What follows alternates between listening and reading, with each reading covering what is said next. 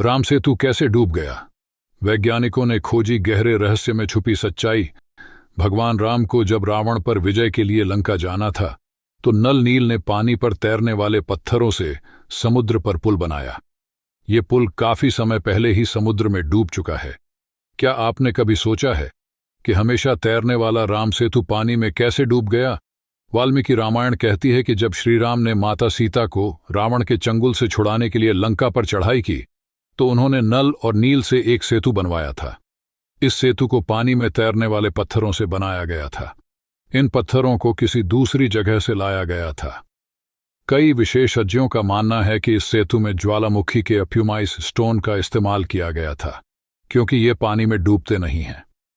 फिर ऐसा क्या हुआ कि राम सेतु पानी में कुछ फुट डूब गया? श्री राम ने अपनी सेना के साथ लंका पर चढ़ाई करने के लिए धनुषकोडी से श्रीलंका तक समुद्र पर जिस पुल का निर्माण कराया, यह पुल नल के निरीक्षण में वानरों ने 5 दिन के भीतर बना दिया था। वाल्मीकि रामायण में इस पुल की लंबाई 100 योजन और चौड़ाई 10 योजन बताई गई है। गीता प्रेस गोरखपुर से प्रकाशित श्रीमद् वाल्मीकि रामायण कथा सुखसागर में बताया गया है कि श्री राम ने सेतु का नाम नल सेतु रखा। महाभारत में भी श्री राम के नल सेतु का जिक्र आया है। वाल्मीकि रामायण में जिक्र है कि 3 दिन की खोजबीन के बाद श्री राम ने रामेश्वरम के आगे समुद्र में वह जगह ढूंढ निकाली जहां से आसानी से श्रीलंका तक पहुंचा जा सकता था। उन्होंने नल और नील की मदद से उसी जगह से लंका तक पुल बनाने को कहा। दरअसल धनुषकोडी ही भारत श्रीलंका के बीच ऐसी जगह है जहां समुद्र की गहराई नदी के बराबर है। धनुषकोडी भारत के तमिलनाडु के पूर्वी तट पर रामेश्वरम द्वीप के दक्षिणी किनारे पर एक गांव है। धनुषकोडी पंबन के दक्षिण पूर्व में है। धनुषकोडी श्रीलंका में तलैमन्नार से करीब 18 मील पश्चिम में है।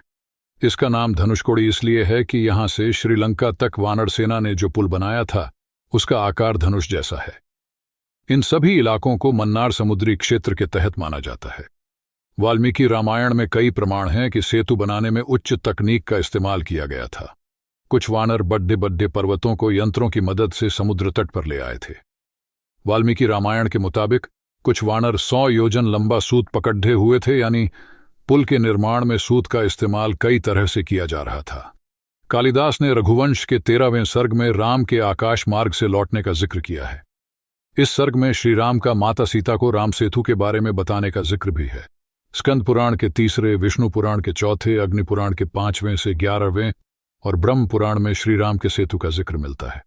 अमेरिकी अंतरिक्ष एजेंसी नासा ने 1973 में धनुषकोडी और श्रीलंका के उत्तर पश्चिम में पंबन के बीच समुद्र में 48 किमी चौड़ी पट्टी के रूप में उभरे एक भूभाग की उपग्रह से खींची गई तस्वीरों को जारी किया।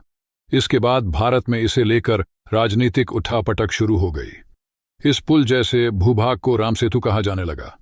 राम सेतु की तस्वीरें नासा ने 14 दिसंबर 1966 को जेमिनी 11 से ली थीं। जेमिनी 11 से तस्वीरें लेने के 22 साल बाद ISS-1 ने तमिलनाडु तट पर रामेश्वरम और जाफना द्वीपों के बीच समुद्र के भीतर भूमिभाग का पता लगाकर तस्वीरें लीं। इन तस्वीरों से अमेरिकी सैटेलाइट की तस्वीरों की भी पुष्टि हुई। साइंस चैनल पर दिसंबर 1917 में एक अमेरिकी TV show ancient land bridge में अमेरिकी पुरातत्वविदों ने वैज्ञानिक जांच के आधार पर कहा था कि श्रीराम के लंका तक सेतु बनाने की हिंदू पौराणिक कथा सच हो सकती है। भारत और श्रीलंका के बीच 50 किमी लंबी एक रेखा चट्टानों से बनी है। पुरातत्वविदों ने कहा कि ये चट्टानें 7000 साल पुरानी हैं। इसके अलावा बताया गया कि जिस बालू पर ये चट्टानें टिकी हैं वह 4000 साल पुरानी है। नासा की सैटेलाइट इमेजेस और दूसरे प्रमाणों के साथ विशेषज्ञ कहते हैं चट्टानों और बालू की उम्र में इस विसंगति से साफ है कि इस पुल को इंसानों ने ही बनाया होगा। सबसे पहले श्रीलंका के मुसलमानों ने इसे आदम पुल कहना शुरू किया। इसके बाद ईसाई इसे एडम ब्रिज कहने लगे। राम सेतु के समुद्र में कुछ फुट नीचे डूबने का एक धार्मिक और एक प्राकृतिक पहलू है। कई शोध में कहा गया है कि 15वीं शताब्दी तक इस पुल पर चलकर रामेश्वरम से मन्नार द्वीप पहुंचा जा सकता था। बाद में इसके पानी में डूबने के वैज्ञानिक कारणों में बताया गया है कि तूफानों ने राम सेतु की जगह पर समुद्र को कुछ गहरा कर दिया। वहीं 1480 में चक्रवात के कारण यह पुल टूट गया। फिर समुद्र का जलस्तर बढ़ने के कारण कुछ फुट पानी में डूब गया। धार्मिक कारणों में बताया जाता है कि विभीषण ने खुद इस पुल को तोड़ने के लिए श्रीराम से अनुरोध किया था। पद्म पुराण के मुताबिक युद्ध से पहले रावण के भाई विभीषण ने धनुषकोडी नगर में श्रीराम की शरण ली थी। रावणवध के बाद युद्ध खत्म होने पर श्रीराम ने विभीषण को लंका का राजा बनाया।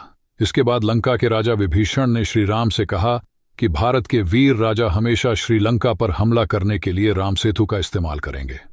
उन्होंने श्रीराम से सेतु तोड़ने का अनुरोध किया। विभीषण के अनुरोध को मानते हुए श्रीराम ने एक तीर चलाया। इसके बाद पुल जलस्तर से 2 से 3 फुट नीचे समंदर में डूब गया। आज भी अगर कोई इस पुल पर खड़ा होता है तो उसे कमर तक पानी मिलता है। इस जगह के नाम धनुषकोडी का मतलब धनुष का अंत होता है। हालांकि वाल्मीकि रामायण में इसका कहीं जिक्र नहीं मिलता है। कंबन रामायण में श्रीराम के राम सेतु को तोड़ने का जिक्र मिलता है।